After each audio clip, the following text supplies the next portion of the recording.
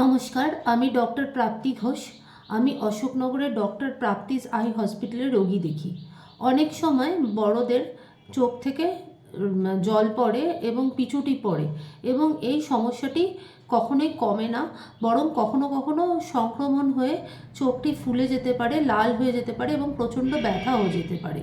বেশিরভাগ ক্ষেত্রে দেখা যায় এরকম রোগীদের চোখের নেত্রনালী বন্ধ থাকে। আমাদের চোখে যে অশ্রু উৎপন্ন হয় তা নেত্রনালীর মাধ্যমে নাক দিয়ে গলায় চলে যায়। কিছু কিছু ক্ষেত্রে এই নেত্রনালীতে অবস্ট্রাকশন থাকলে তখন চোখ থেকে জল পড়া এবং পিছুটি পড়ার সমস্যা দেখা যায়। এক্ষেত্রে আমরা সিরিঞ্জিং নামে একটি পরীক্ষা করি। সিরিঞ্জিং পরীক্ষার মাধ্যমে বোঝা যায় কারোর নেত্রনালীতে সম্পূর্ণ বা আংশিকভাবে কোনো ব্লক আছে কিনা। যদি নেত্রনালীতে ব্লক থাকে সেক্ষেত্রে দেখে নিতে হবে সেই ব্যক্তির নাকের মধ্যে কোনো অসুবিধা আছে কিনা। সেক্ষেত্রে একজন ইএনটি সার্জনের পরামর্শ নেওয়া খুবই জরুরি।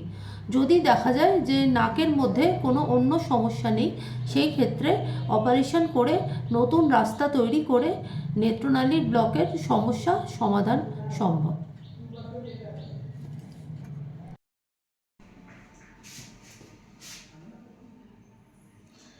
চোখ খুলে সোজা উপরের দিকে দেখুন।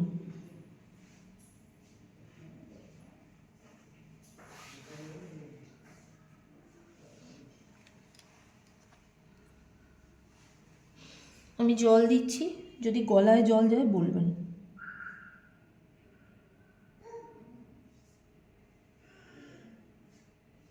আমি জল দিচ্ছি, যদি গলায় জল যায় বলবেন যে গলায় জলটা গেছে।